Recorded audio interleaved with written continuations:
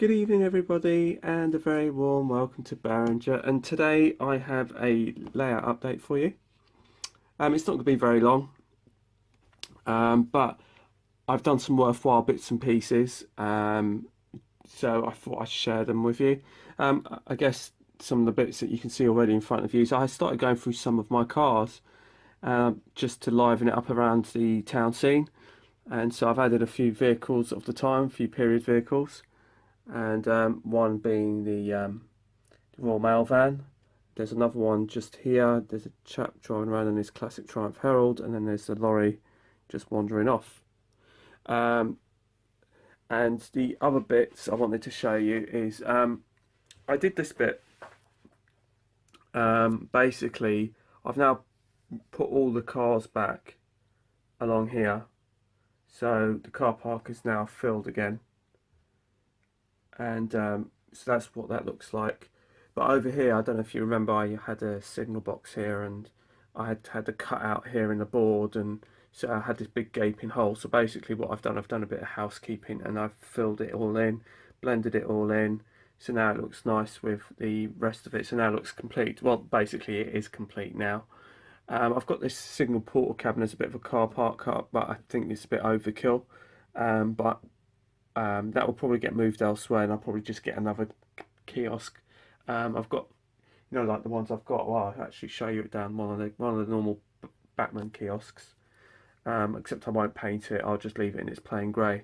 So I'll probably use that and probably move that to the yard over at the other end of the layout when I get around to doing it.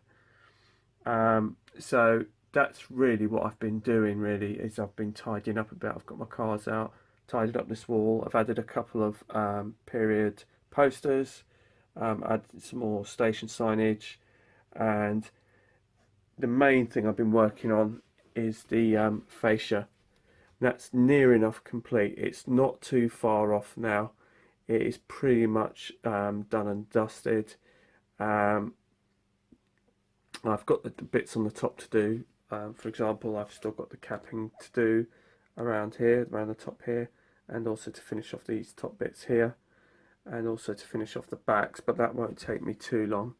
I've done the roof in the same sort of style as the canopies, basically to sort of blend that all in, and that's all kind of painted up and going off. I've also fixed the internals, so that's, I'm really pleased with that. I've also done the other side here, so that's something else I've done on this side, so that's not too far off done. One of the other features is in NSC colours is this is the shutters. So basically that is essentially just a piece of paper which I've then concertinaed up.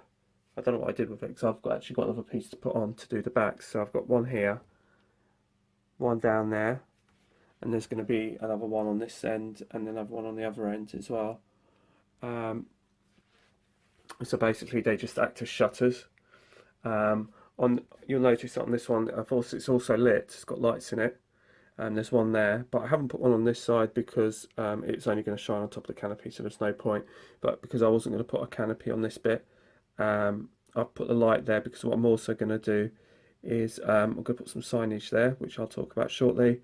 There's also some lighting underneath, both under this walkway and under that walkway. And there's also a little light there which provides a little bit more light on here because it was always quite dark on this corner here, so that just provides a little bit more light. So that's where we're at, and this is the kiosk that I was talking about. I'll probably get another plain kiosk from Batman Seacraft. I won't bother painting it. I'll just put it as a standard grey one over for the car parks. I'll probably get another one of those. So that's what I think I'll be doing. Just a quick word on the signage, which is something that I wanted to talk to you about. Because like I said, I'm going to put some more signage here, because this week I got some signage off of eBay. I bought it from this chap before, and this is his website. Put it there nice and clear so everyone can read it and see it. And I have to say, personally, I think he does the best NSE signage that I've seen. anywhere. I think the colours are right. I think the font is right. I think it's just the way it's done. It's all right. It's all good. Now the original one I bought. If I take this out, I'll show you that one. That was the original one I bought, and basically this is still in its original packaging. And then I then supplemented that with this one here. I don't know if that will pick that up. And that's got the marker stops, so I've supplemented it with that afterwards. Now what I've got this week, which I didn't have, which I wanted, is, I'm just going to pull it out slightly, is I got this one. Now I don't know how well this is picking it up, but this is just like additional signage to go along the station, and along with it on the back there's I don't know, it's just a little bit on the back there, there's some more arrows, and basically you stick the arrows on to the ends here to make sure they're facing the right direction that you want them to face in, so you can adjust the arrows as and when and just stick them on. And I also came with some platform numbers, which I already had from this one, but I also had some do not alight here signage on the back of that as well, which I didn't have. And then there was some like welcome to Berringer, which I also had from before. But the thing is about this signage is that this is really going to bring the platforms to life. So I really had a really nice job with the stop car markers, the station name boards, and the platform numbering. That was all great, and this is just another little dimension. This came in a pack of 2, as you sort of see it, and basically I'll tell you what I'll do is I'll stop this and I'll take it out so you can actually see both of them. Yeah, so basically I'm just going to continue on that. I'll just take it out of the bag so you can have a really good look at it. As you can see on this one, it's got the platform numbers, it's got all the arrows that you could need, the do not alight here, and the thank you for travelling. Now I think this is absolutely spot on, to be honest. Like I said, it's the best one. If you're doing NSE, I say strongly. I don't know about all his other signs, but they all look good, judging by, I mean, I'd quite happily go back to him for anything else, to be truthful with you, because they're just absolutely authentic. But what I've done is all of these signs are still the original signs, even these ones. I haven't cut them up or done anything with them, because what I've done is, if I take you over here, what I've done is I've basically took them to the printers, and they printed off a couple of copies for me. And basically I've put everything onto one sheet of A4. They've printed off a couple of sheets of A4, which is more than enough than what I need.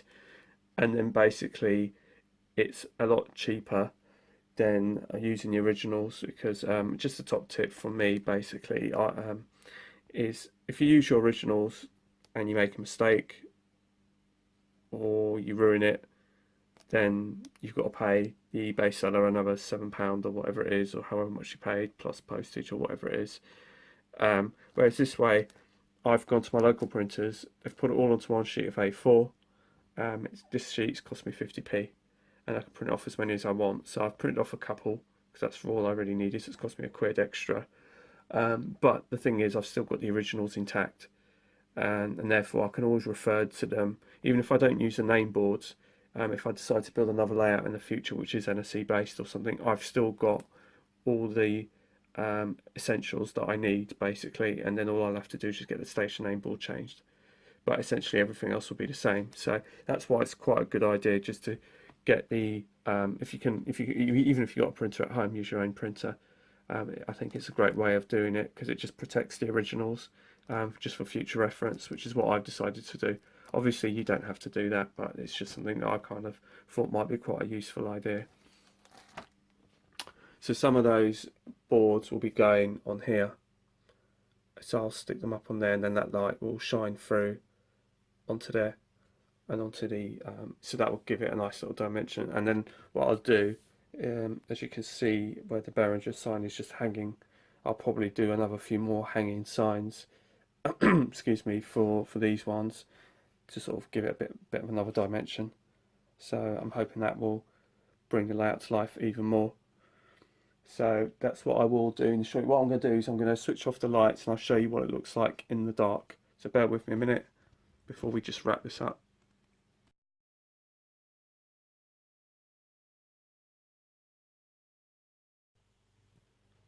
So once again, we're just going to show you how it looks as it is. This is now completely shut off. There's no lighting in the flat at all. There's just a little bit down here just so I can see what I'm doing. But basically, there's nothing else on. So if I just switch it on, this camera focus, so you can see exactly how it's all lit up now. So it's sort of creeping towards the end now. And as you can see, I've added the little light on the top. There's also one on the corner, which makes a huge difference on that corner because that corner was quite dark and dingy. So that's made a nice difference down there. Like I said, the two footpaths and gangways are all nicely lit down here. So that's really, really cool. On this side, I haven't really done anything in terms of lighting up this bit, the two top bits. And the reason why is because I'm thinking of doing like what I've done just here. Basically, I'm going to butt up the canopy right up to the fascia. So all the wiring is actually housed. It's actually housed in here in the roof section, and then that wire drops down through this column into the board, and then it's connected in to the wiring, the lighting wire basically. So it's connected into all the rest of them. So that's this corner. So we're starting to sort of creep our way around towards the end of the layout. I mean, there's still this end to do, and that end basically needs to be lit up. So that's still quite a bit to do, but I'm hoping now I've near enough broke the back of this fascia. It's not too far of completion. That I'm hoping that at least that corner there and the back walling will be done quite quickly, because all that's going to be is basically this plasticard essentially stuck on. But it's just going to come. It's just going to be the canopies to do. That's going to be a bit more tricky. But we'll see how that develops. I'm just trying to sort of take a section at a time because that's how I work best. It's because then you can just focus the mind a bit better. So you sort of like just turn you around, you can sort of see it from the other end. You sort of see the station building lit up. And if I just take you down, I'll see if I can, well, probably can't really because I'm using my camera, not my cube. But you sort of get a rough idea of what it's like. Now if I just sort of drive you along, you can sort of see how that's come out. So yeah, that's about it. So anyway, I'm going to love you and leave you at this point. Thanks for watching. Please feel free to comment and subscribe, and I will speak to you soon. So bye for now.